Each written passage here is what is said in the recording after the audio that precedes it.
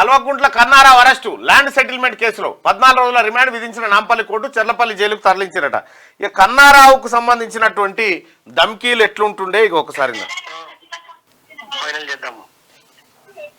అసలు నాకు ఎంత ఇస్తావు ఏం కదా మాట్లాడాలి. రేటు రేటు రేటు కనుక్కోవా రేటు కనుక్కో. 20,000 22,000 ఉందట కనుక్కున్నాను.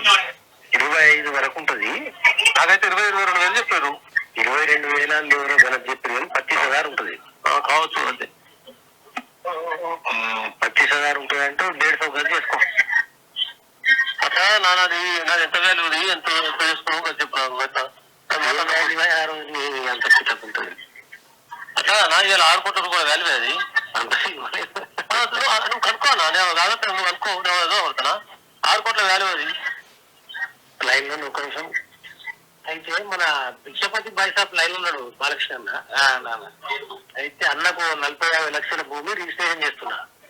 ఓకే అప్పుడు చాట్లపల్లి చేయలే కదా. మిగతా పైసలు పెట్టుకుంటాడా మరి కమర్షియల్ ప్లాట్ ఉంది ఏదో కమర్షియల్ అంటే ఆయన కూడా అది గుర్తుంటుంది. ఒకసారి తలసాని శ్రీనివాస్ యాదవ్ తిడుతూ